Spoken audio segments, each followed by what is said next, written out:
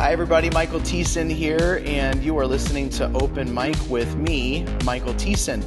This show is produced by Liberty Coalition Canada in partnership with ChristianWeek.org, in partnership with the Ezra Institute, in partnership with my local church, Royal Spring Chapel. Yep, there's a whole lot of organizations I'm involved with who all want to help people understand Christ's justice and righteousness. And we also want to provide a practical, balanced, hope-filled perspective on national and global issues. As you know, folks, if you want to support the podcasting ministry over here, head over to libertycoalitioncanada.com/donate. Donations there go directly to Christian Week. And if you want to support the legal work that we have, you can head over to the same website, click Other Designations, and you will be able to support one of our legal files. We're excited to have on the show today Mr. Matt Nunn. And Matt is the Republican nominee for state senator here in Kentucky, running in District 17.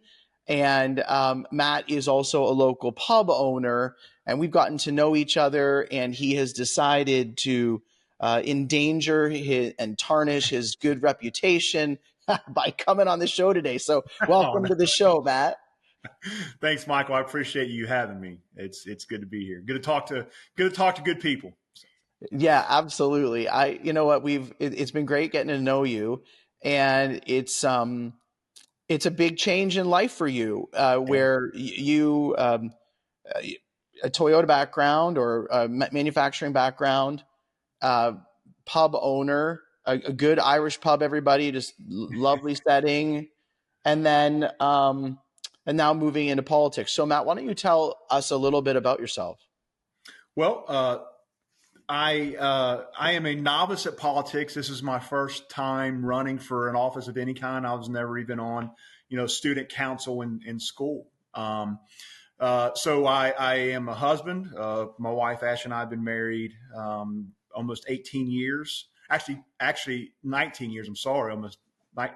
Well, I'm in trouble now. I'm forgetting that we just had our 19-year anniversary. Yeah, as long as you haven't hit 20 yet, you're okay. Yeah. You're okay. I know the day, August 14th, but I always struggle with the year. Yeah. But it is 19 years now, and we have two children. My daughter Emma is 17, and our son Easton is 11.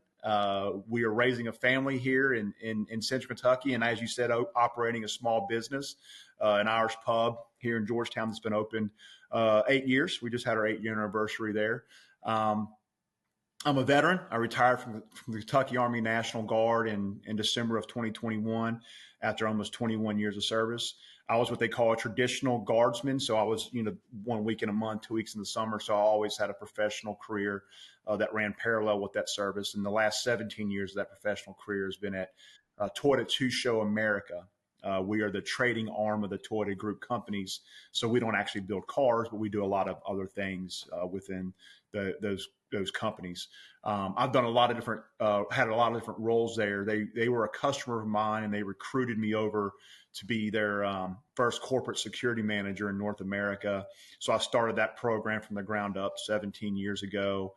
And then I've just been promoted to different roles throughout the company. I've started 3 groups from the ground up, actually, the corporate security program, a community relations department, and now I am starting an enterprise risk management department. One of the roles I held, they came to me not long before COVID started and asked me to take over as our vice president of human resources for North America. I have no background in human resources, but it was a department that really needed some stabilization and some restructuring, and they asked me to take over in a crisis while they found somebody else.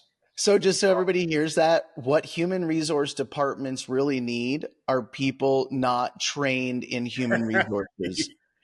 I tend to agree with you, and I think that's why they came to me. And they'd seen me at that point. I've been at the company probably 12 years, and they'd seen, kind of how I operate and how I solve problems. And so, they came to me and said, hey, this is temporary for a few months.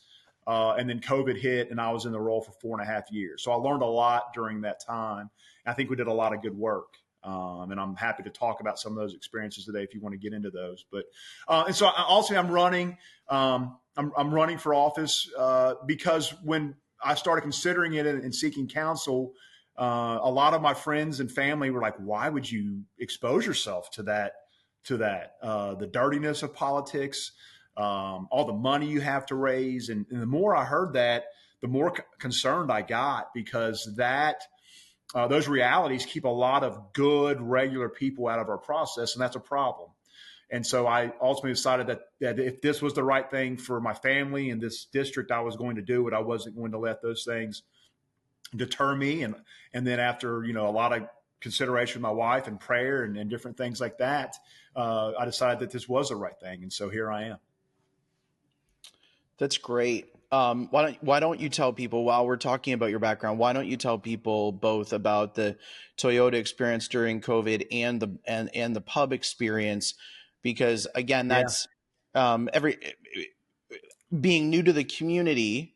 It was your Irish pub that many of us landed at just as a lovely spot downtown, just to sit and have some pretzels and a beer, and it became like a Liberty little hub for us again, just to find some like-minded people. So tell people about your experience and your journey there. My listeners would love to hear that. Yeah, so the pub is 8 years old, which means we survived COVID. We were a spry 4 years old when COVID hit, and so I was fighting both fights. I was making sure our pub survived through COVID, while I was also leading a human resources department throughout North America during COVID. And I think this is true for most companies. HR was kind of, to use a military term, the tip of the spear for our company when it came to dealing with COVID. But I'll talk about the pub experience first. So, COVID hit right before St. Patrick's Day, which is kind of a big deal for us. And so we canceled a whole week's worth of activities so that we could, spend 2 weeks to flatten the curve, is how it was originally sold to us here in the U.S. and marketed. And we were like everybody else. We said, okay, yeah, we understand. We'll do that. Makes sense. We'll go home and we'll spend 2 weeks to flatten the curve, and we'll make that revenue up later. That was the idea. 2 weeks quickly turned to 4 weeks, and a lot of people like you and I started scratching our heads and saying, hey, this doesn't make sense. Some of the reports that we're hearing, this isn't as bad as what we were told it was. And, you understand what that was like. And so after 65 days, our governor decided he was going to allow us to use the building that we owned and the equipment that we purchased and the licenses that we paid for to start selling the products that we had purchased.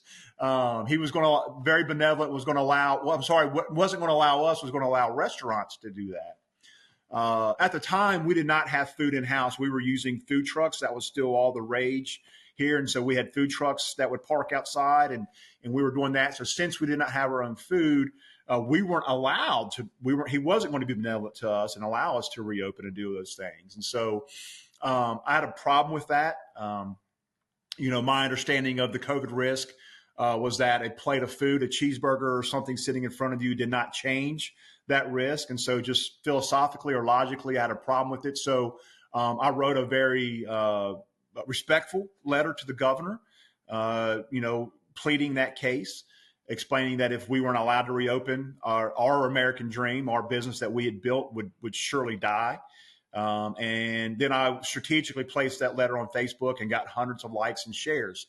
And so a local news reporter came out and interviewed me, and I explained just what I explained to you. And the next day, that reporter asked the governor in his daily press briefing, what about bars who say they should be allowed to reopen the same time as restaurants? And so the governor said, and I quote, if they'll spread out like restaurants and get a little bit of food, they can reopen. And so I seized the opportunity. I got on Amazon and ordered a hot dog roller that night, and we were in business. And so that was good. Now, we were only hoping for a few short days before our neighbor, former Democrat state representative in Kentucky, who doesn't like our existence for a multitude of reasons, reached out to the local governing body, the alcohol beverage control here in Kentucky, and said, hot dogs isn't enough food for them to be open. The ABC agent said, I think every hot dog stand in the country would disagree with you, but he came to me and said, Matt, make sure people are actually buying the hot dogs and are not just there for show to where you can be reopened. So we came up with a creative solution to a problem, and we invented the cover dog. Most Okay. people have heard. I just have to jump in. Again, everybody, whenever someone goes through these stories, it's like, hey, Matt, come over here. Hey, just don't play the game. Just help me Yep. play the game. Yeah. Like if you do this over here, I'll just do this over here. We both know we're playing the game, but can you not at least can you pretend to not be playing the game? Yeah. But like, it was just terrible. Okay, Yeah, continue. and I'll defend the ABC agent. He's a good man. I've known him for a number of years. He has been our agent. He's always been fair and cooperative, and he was just doing his job. Yeah. So we came up with a creative solution to the problem, and we invented the cover dog. A lot of people have cover charges to enter a place. I've always been opposed to those, but we invented the covered dog. And so everybody that walked in had to buy a $2 hot dog, whether they liked it or not. Many people did not like it. But to make it a win for everybody, and we didn't want to profit off the hot dogs, incredibly. So for every hot dog that we sold, we donated the equivalent to a local charity, the Gathering Place Mission, that feeds the homeless population, not just the homeless, but people in need in Scott County. And so that allowed us to stay open and allowed them to feed people who needed it.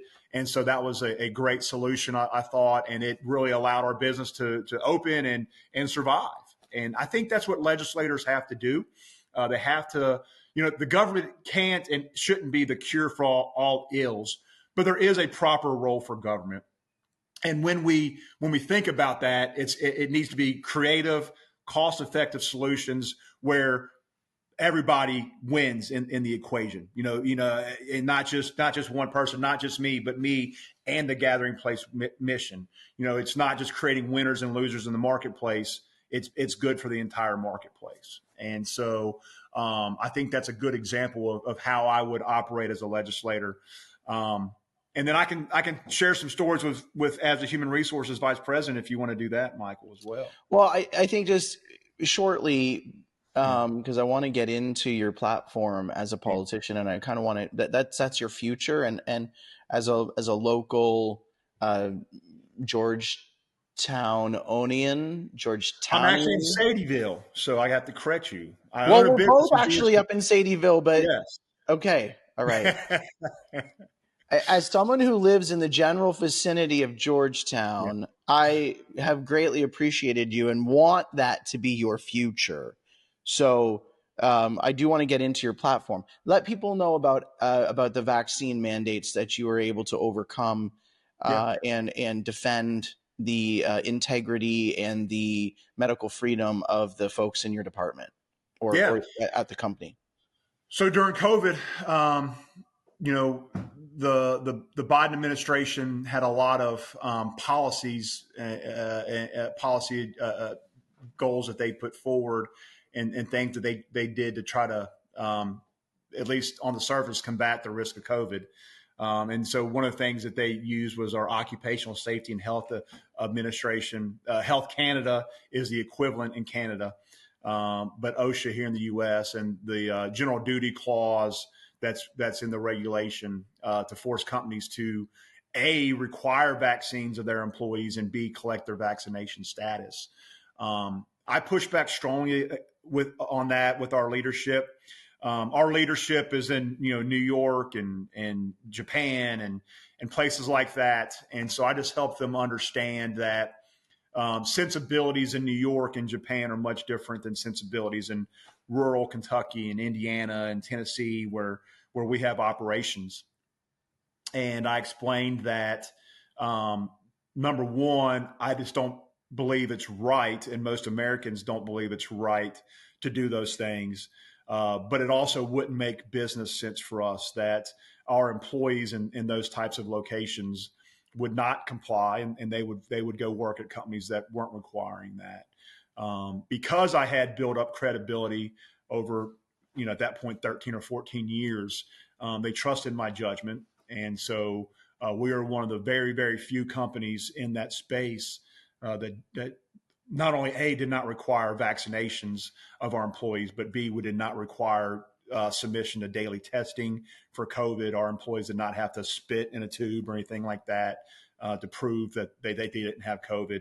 And we never required our employees to disclose their vaccination status, except in New York, where it became state law, and we had to comply with a very narrow portion of our employees that were returning to the office. But if they didn't visit the office, they didn't have to disclose their vaccination status. And so we kept our work from home policies in place there. So employees that did not want to disclose that were able to work from home. So again, able to find ways to ensure that employees' rights and freedoms were protected.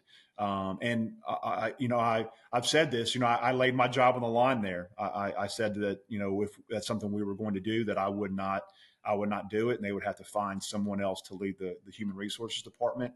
And I've often said that if I was willing to take that stance with my career, which is much more profitable than anything I'll ever do as a legislator, then I think that is a good indication to people that they can count on me to do what I say I'll do in the legislature.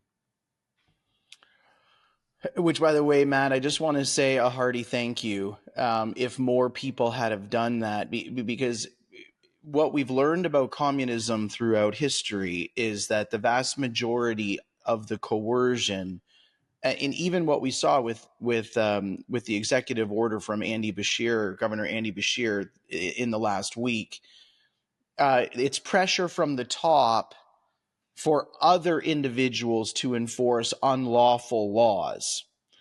And it's the threat of losing a job, losing your livelihood, that often is the pinch point for people to comply. And so, Health Canada and OSHA, you said the tip of the spear. We like to affectionately refer them as the heel of the jackboot. It's like what they were doing was they were putting pressure on you, one man. And if you had have caved, then thousands of people would have been affected. But because you took a stand, so many people were protected. And so it's a lesson in life, everybody, that if you take a stand to do what is right, you provide a shield for the people that are within your sphere of influence or underneath your authority. It's just something that cannot be overstated. And Matt, sincerely, we're very thankful for the work that you did. I'm sure local Toyota employees are very thankful for that, whether or not they wanted to be very careful and whatnot. The fact that you protected their medical freedom is so important, because without that, literally the freedom of the country doesn't exist. So, I've got to defend, the executives that were in the room. I mean, again, well-intentioned people who thought they were doing the right, were wanting to do the right thing, and it just took a different voice to help them understand what the right thing truly was. They meant no malice, they meant no harm. Again, and to their credit, they didn't get rid of you. They went with your lead. They took the information that you gave them. They took your explanation of law and informed consent and all those things, and they went with it. So yes, credit to them for that. That was another rare occasion during that time. So yeah, absolutely, I appreciate that. So I want to transition over to your platform. So you're running. You are the Republican nominee for state senator. That I assume that means that you want to do something. And let's start off with talking a little bit about that. And let's talk about that. We're hearing a lot about two things that I'd love to hear what your thoughts are on. We're hearing a lot about the economy. I was just sitting around a fire last night with a few guys from the church, and they were literally comparing prices in the U.S. to Canadian prices. So a little thing, Matt, growing up, because the Canadian dollar is usually only like 72 to 80 cents on the American dollar. So because it's about a 20% or 25% less value, prices in Canada tend to be more. Like if I go buy a bag of grapes, it tends to be a wash once the currency has been figured out, because you just need more Canadian dollars to buy the thing that's likely imported from around the world.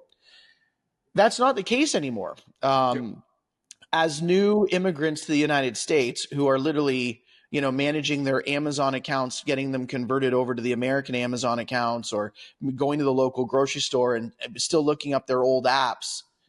We were talking about something about Nespresso. We were talking about Nespresso pods. And here in the US, an Nespresso pod is $1.05. And in Canada, it's 99 cents. Wow. So we've immigrated here with the expectation, gas is different. The gas prices in Canada are astronomical. And you sell by the liter too, which is always befuddling to me. But right. Absolutely. So yeah, exactly.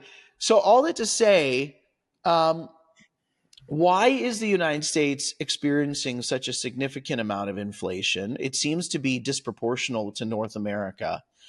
And I'll just qualify this with one last statement. I'm a Trumper. I'm glad that Donald Trump is running. I'm excited about many things on his platform. But in the most recent debate, he got asked about the economy, and I thought he was just going to devastate Kamala right there. Yeah. And he said, "Yeah, we're working on a plan." And so, even as conservatives, I feel like everybody sees the problem, but both Republicans and Democrats, or conservatives and liberals, say, yes, we have the solution, but you don't often feel like you hear an actual plan. So thinking now statewide and for Kentucky, describe maybe the economy and what you're thinking that you'd like to do as a state legislature really practically to help the economy. Yeah, so I guess I'll start, though. I want to defend Trump a little bit, why he's doing that. So I'm sure you've seen this. So not long ago, he announced a plan to not tax tips. The plan received a lot of criticism in the press. And the reason he's being tight-lipped about his plans is because not long after he announced that plan, Kamala borrowed that idea and said she will not tax tips. And, of course, it was treated much more favorably in the press. So I understand why he's trying to keep his ideas closely guarded, because they're used against him and then used for her. So I get it. But, you asked a question why we have this inflation. And I'm not an economist. I try to tend to, defer to Thomas Sowell and people like that to lead me on those things. But, we dumped a lot of money into our economy. We've known for centuries what the impact of that is, but we still did it unnecessarily and dumped a ton of money in our economy. And our energy policies are also driving that. This pursuit of green energy and banning and getting away from fossil fuels has driven our energy prices up, which is very sad considering that we were energy independent during the Trump administration. So if gasoline goes up, everything goes up, because the cost of getting goods to market, it increases, everything, it has a ripple effect. And so that's why we're saying what we're saying. So in Kentucky, there's a couple of things that we need to do. Number one, we need to continue modernization of our tax policy. Our legislature a couple of years ago passed a bill that gets us down ultimately to a 0% state income tax rate. And the way we do that, we have to be responsible. It's tied to our budget metrics. So if we hit certain benchmarks, we're able to then the following year we're able to reduce the tax rate by 0.5 point. And so we've gone from over 5 to we're going to go down to 3.5 next year. And that's a great win, especially at a time when people are literally counting pennies at the end of the week to just get by week to week. Imagine if we started a tax rate that was 2 points higher. than it is now, those pennies would be gone. On that question, Matt, is taxation usually simply the direction of the solution? Like, when Matt says let's cut taxes, that means that I get to keep my money and spend it the way that I want and need. Where the Democrats would say, well, when I cut taxes, then we have to cut services and programs. Is the taxation conversation usually as simple as where the direction of the solution, where people think the solution is? So the Republican approach, the freedom-minded approach would be the individual needs to withhold, and the Democratic approach would be like, no, the government needs to grow in order to take care of. Like, is taxation really related to the nanny state versus the non-nanny state? Absolutely, it absolutely is, and it's part of the solution, or part of the problem, depending on how you look at it. But it's part of the solution because, again, number one, like you just said, and I was explaining, you hold more money at the end of after you receive your paycheck. You now are able to afford more things, and when you're struggling with inflation, that helps. But tax policy also helps attract businesses. Better tax policy, it's been shown time and time again in our country, states with lower tax rates recruit or are able to attract jobs, and more jobs creates more competition, which increases wages. It's been shown time and time again to work. And so, and modernizing our tax policy, I'm very confident that it'll help with us fighting inflation. It'll help ultimately create opportunity, more jobs in the state, and help people fight inflation. So one of the things that we got to do is we have to be number one, very fiscally responsible, because I said there's certain benchmarks we have to hit to reduce that. So we need to make sure that we remain fiscally responsible in our legislature, which is something that I commit to do. So that's important. But then we have to look at how do we replace that revenue. And my philosophy on taxes is I believe in consumption taxes. That way you and I get to decide how much tax we pay. And we're not taxing necessities, food, milk, things like that. We're taxing things that we truly have a choice on: dog grooming, lawn care services, things that are nice. And if you can afford them and want to spend money on them, great. But if you want to decide, hey, I can't afford it, don't want to spend the money on it because now it's taxed at whatever rate, I'm not going to do that. And so that's how we do it. So Democrats often like to say, well, that's just it's a tax on the middle class because now income taxes are going to go down for the people making more money. And so the middle class are going to have to pay more in consumption taxes. But the reality is they're still going to have the choice over what consumption taxes they want to pay. And again, it's not essential things, food. It's truly things that are what I would call luxury items. Medicines, things like that are not taxed. I absolutely love that idea, and I want to give you. I want to go beyond even just the fear of people saying it's a tax on the middle class. So first of all, everybody, conceptually, do businesses even pay tax? And what I mean by that is when you tax a business, there's a few things that happen. They either leave or they pass on their costs to the consumer. Right. Like, so when you tax a business, they don't go, oh, we're making less profit.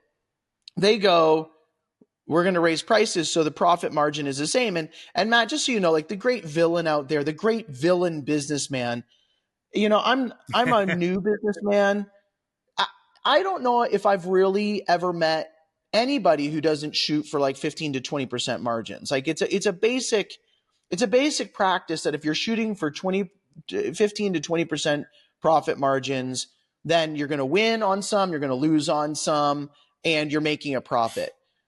So again, the great villain of the businessman, well, number one, if he's so terrible, wouldn't we be better off if he left or she left? And the answer is no, we need businesses. So that's just a straw man that they build up just to tear down in front of you. But this idea of consumption tax or end user tax, I think it's brilliant. Again, because it is your choice And it's the companies then are able to not just embed their cost of taxation into the price. It's going to lower prices. So I don't know where it'll all come out in a wash, but I am so happy here in Kentucky to hear Republican politicians talking in this way. I think most Canadians who are listening to this are greatly encouraged that Americans are still talking about revising.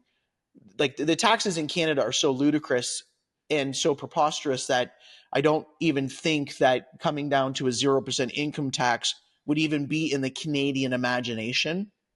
But these are, I think this is a great way to lower prices, to motivate companies, and also, like you said, you got to figure out where does the government actually generate income, and that's where I don't mind a gas tax in the sense of if it's going to pay for my local roads, because And it I'm does. choosing how Right. much I'm driving, which Right. that's way better than an income tax or even a property tax. I'm choosing to consume, so I love it. Any other things on the economy that you're thinking about, Matt, that you want to share with our listeners? Well, I guess the other thing is, and sometimes, there are Republicans who like to criticize, quote unquote, Chamber of Commerce Republicans, which are Republicans like me who believe that industry is a good thing, jobs and opportunities are good things, and anything that we can do within the state, whether it's tax incentives or just building our infrastructure in a way that allows us to recruit companies, is a good thing. And so I support all those types of initiatives because we need, frankly, we need jobs in this state. My children and my grandchildren and everybody else around me, they have to have a place to work and be productive, so that they can stay here. And so I'm unapologetic when it comes to doing things that help us either recruit new industry or help our existing industries grow. Okay, that's great.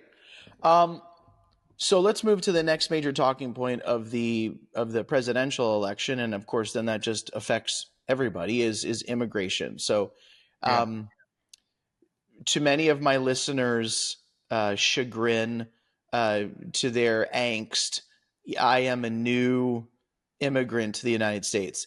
And I literally, when I'm giving a lecture or I'm explaining what we're doing here as a local church or whatnot, why we've moved, I immediately in Kentucky have to caveat I am a legal immigrant. Uh, Yes. Now, most Kentuckians just laugh at that, but you can actually see them relax a little bit more. And, you know, in our legal immigration, I'm probably $15,000 US dollars, maybe more than that, into lawyer fees, filing fees, uh, consultation fees, all of these things to be here. I am in the process right now of extending my visa. This is the first time I get to extend my visa, and then after that, I am I am able to apply for a green card. Um, Now, with all that Matt, as we're talking right now, my extension application is sitting with Homeland Security, and I could be told as of December 1st, hey, by the way, we didn't grant your extension, you're out. So this is a very important subject for everybody. Most of the Canadians who would travel to the US for vacation, many Canadians are thinking about moving to the United States simply because of how bad Canada is, and they want to be here, a part of the Republican conservative movement. They don't have the opportunity of just paying a drug cartel and coming over the border. Yep. So this is a really close topic for me because of all the way it affects my family. And so all that to say, a few months ago, a number of us Canadians reached out to the Rand Paul's office and said, like, do you want to interview people who have done this legally, because it seems like nobody cares anymore. So should I just stop filing my stuff? Like should I? And of course, the answer. The answer is no. Like Right. the answer is no. What are we going Because to they'll do come about get it? you because you're not doing the things that they want you to do, and you're not part of. So no, you would be rounded up quickly and sent back for violating your visa. Exactly. They would, in fact, so I've done 2 degrees in the United States.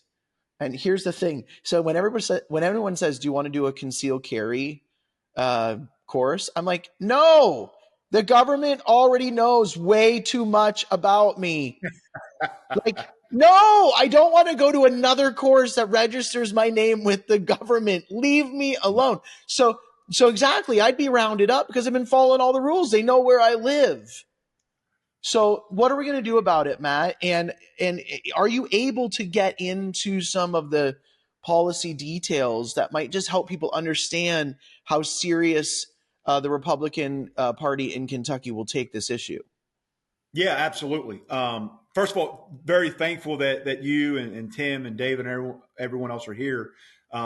You are doing exactly what this country was founded upon, and you came in the front door rather than the back door, and that's why my family has been very happy to get to know y'all, and we were happy to come and worship with y'all that day because, as I explained to my children, I mean it's history in action. You are doing exactly what our ancestors did, and so just very happy to have y'all in this community. And legal immigration is a good thing. We need legal immigration. Okay, just on a side point, has any other pastor in town offered to do a 1-for-1? Has anybody offered you? No. So I have offered. I said, Matt, I want your family at our church so bad that if you come on Sunday, I will commit to a 1-for-1 dinner I'll take my wife out for a date night once a week.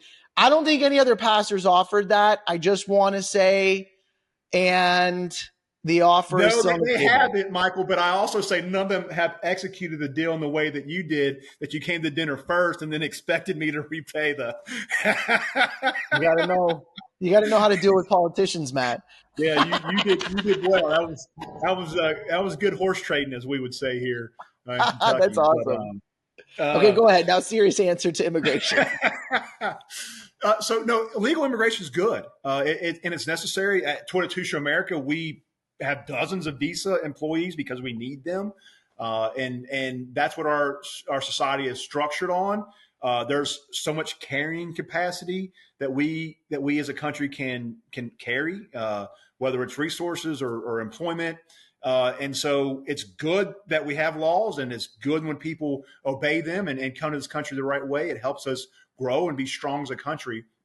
It's very bad right now because a few things are happening. Number one, countries, we're not just getting people here that are pursuing the American dream like you. We're getting a lot of bad actors that are coming here from countries all over the world, not just our neighboring countries, Mexico or some Central American countries. I mean, there's people from China that are crossing our border, people from Middle Eastern countries that are on terror watch lists that have been found crossing our border. And so that's very scary. We have a fentanyl drug problem, overdose problem throughout our nation and in Kentucky particularly. Those drugs are pouring across our southern border. That's a problem. But it's also overwhelming our resources. I just spent time at a food bank the other day. I hear everywhere I go, I hear about our affordable housing crisis. Well, the reason we're having those issues is we've exceeded our carrying capacity. We have more people here than our food supply and our housing supply can support. And so it's a problem for everyone who's here, either natively or legally or whatever reason, whatever they find themselves here. But it's also not fair to the people who have now traveled thousands of miles to come here in the pursuit of the American dream. They came here illegally. The American dream's not available to them.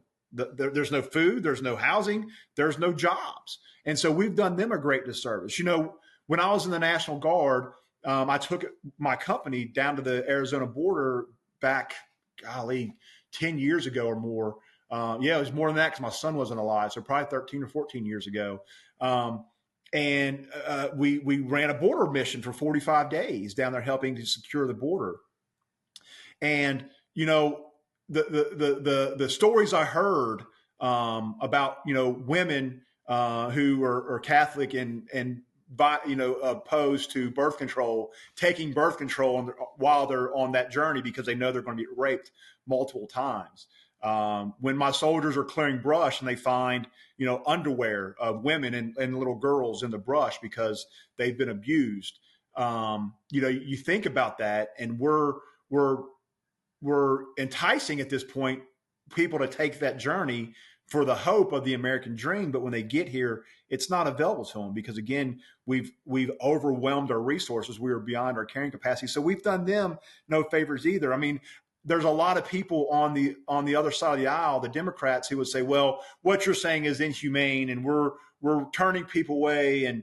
But what they're doing is inhumane. We are subjecting people to a terrible, terrible experience of immigrating here illegally, and then there's nothing here for them. There's no housing, there's no food, there's no jobs, and that's actually inhumane.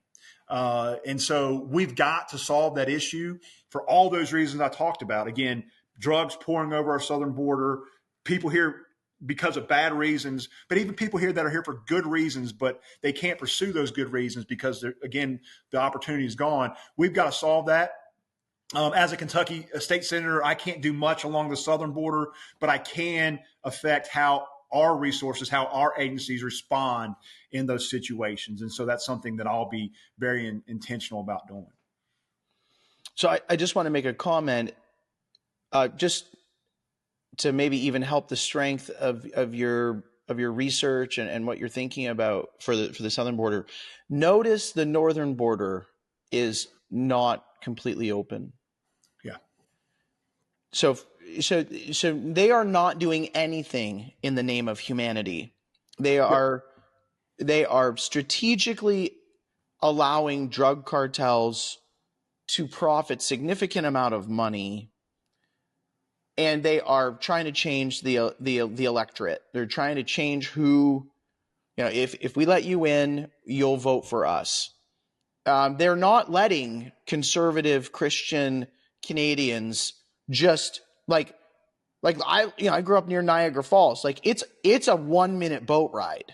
Like if I want to just cross the Niagara River, north or south of the falls, just not at the falls, that's a dangerous journey.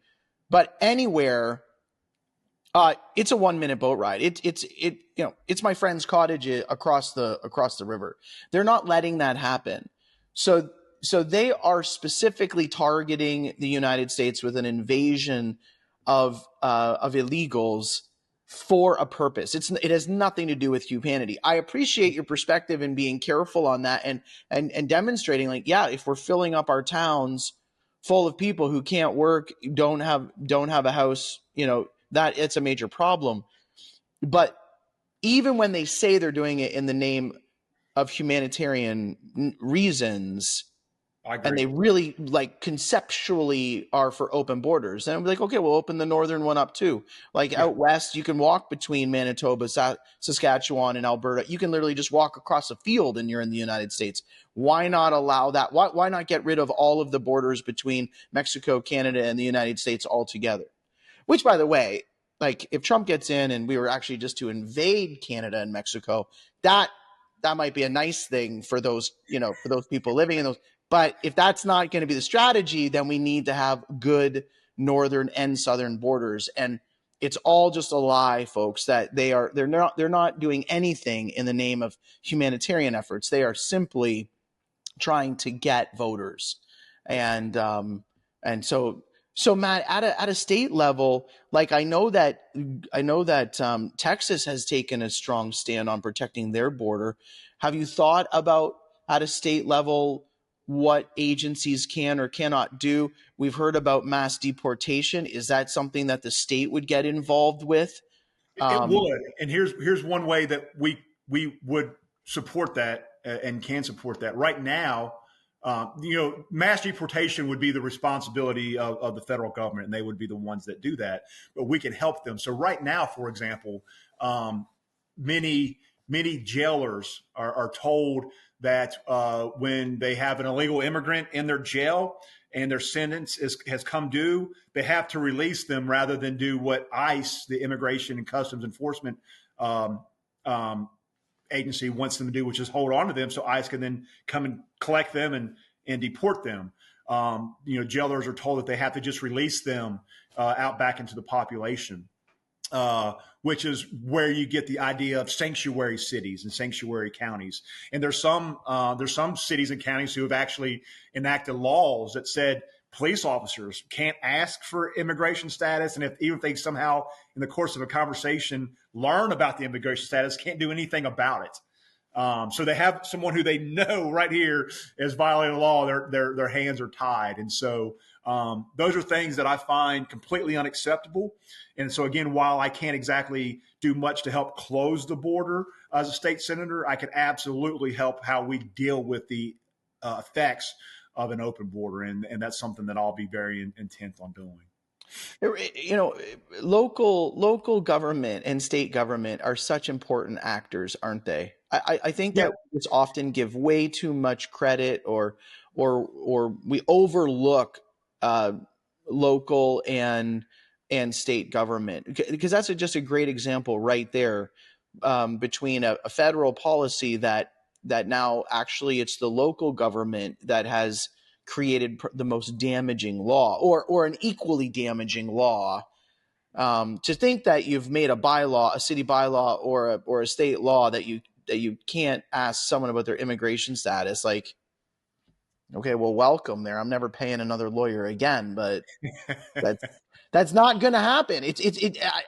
I'll be racially profiled. I say A once, and whether whether it's out, don't say a boot for sure. Don't say that, because we'll. You know what I figured out? One of the dead giveaways is the difference between process and process. Process. Canadians say process and Americans say process. So I never say process anymore. I say process. I try my hardest. We have 2 offices in Canada, so I have lots of Canadian friends, and so I'm familiar with some of these little vernacular. Yeah, that's right. Well, we have about 4 or 5 more minutes. Anything else on your mind that you would really like to say? Hey, look, if I'm elected, this is really on my heart to help. Probably hard to have a meaningful conversation in a few minutes, but any other ideas that you have for your platform that you want to share with our listeners? Yeah, I mean, I guess I'll just real quickly talk about 3 things maybe. So one of the 2 issues that really got me into this race is, number one, protecting our Second Amendment. So that's something that I don't want to do. That's something I want to make sure that not happens, I guess. Any infringement on our Second Amendment rights. At the time that I was considering it, a Republican had pre-filed a bill for red flag laws, which would allow a judge to, take someone's firearms away from them if they're deemed to be a threat to themselves or someone else. That scared me because for 2 reasons. Number one, I firmly believe that the Second Amendment is the right that ensures all of our others. But the thought that a Republican would be willing to do that was scary to me. So I wanted to make sure that we had someone that would not do that representing this district. Schools are very important to me. We have a workforce issue in the state. And so it's very important to me that our schools are effective, and we have a lot of problems right now in our public schools. And so I want to do all I can to help strengthen those public schools to make sure we have better outcomes for teachers, for parents, for students, everyone that's involved. We need improvement there. And then I guess the last thing, this is something I think our legislature is going to tackle next session, is diversity, equity, and inclusion in our universities. And I became very well versed in that during my time as a vice president of human resources. So that's another issue that I'd want to work towards. Abolish. I think the word you were looking for is abolish. No, I'm just like, so actually, everybody, the first time I met Matt, we were having a conversation and he told me that he was in HR, and it was almost like, okay, we've got to, who are we running against this person? Like, this is insanity. We cannot let another HR person go anywhere near state legislature. It has to stop. And then Matt was telling us his perspective on DEI. And Matt, look I want to close off with something very close to my heart on this. You said earlier about jobs and the creation of jobs. You talked about your kids needing work. And of course, I'm thinking of the same thing, that as we progress towards our green cards and our kids are students and whatnot, and as they are able to work under those visas and conditions, one of the areas that is a real threat is the DEI stuff going on in universities and corporations, which is something I really want to talk to everybody about, but y'all are thinking through stuff. Because right now, to go to university or to accept a job, you actually have to deny that females exist if you're living under the staunch DEI policies of a school. Yeah. Like you actually have to deny that gender exists or sit under the indoctrination of all this garbage. And that has real effect on where our kids can work, and it has real effect on where they can study. So yes, go after the universities about their cultural Marxist antagonism against reality. Well, the state legislature started the process last session. It got pretty close, but they couldn't get the ball across the goal line. But they continue to talk about it in interim committees this summer. And I'm happy to report that 2 of our state universities, including the flagship university, the University of Kentucky, and the other being Northern Kentucky University, have since eliminated their diversity, equity, and inclusion offices at those institutions. And so we're going to pick that back up from what I understand. And I'll certainly, I think that's something that, given my background, I probably will have a voice on and be involved with. So, yeah, it's a very, very dangerous ideology. It's very harmful to companies. We have to ensure merit. Merit is how we evaluate people, not by the color of their skin, but rather the content of their character and the works they produce. And so I believe in that firmly. And I believe that diversity has its benefits, but it needs to be diversity of thought. And so, our skin color, our gender, those things do not determine how we think about an issue, but our experiences do. And so we have to make sure that we have people with diverse backgrounds and diverse thought processes for that strength. Just so everybody knows, the whole world of diversity and accessibility actually just came out of a significant heart for individuals who might, I'm going to apply at Toyota and I've got a hand missing. Are there any ways that we can make the space safe for someone in a wheelchair or whatnot?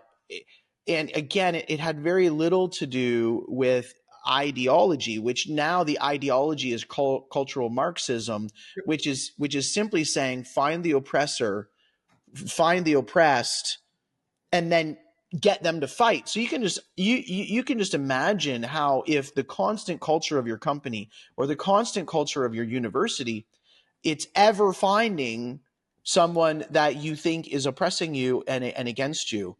And so this is really important because it is an ideology. And what we're seeing more and more of within this ideology is for people just to be able to tackle on new things. So skin color is one thing. And then it's like, sex doesn't even exist. Biological sex doesn't, they just continue to go on.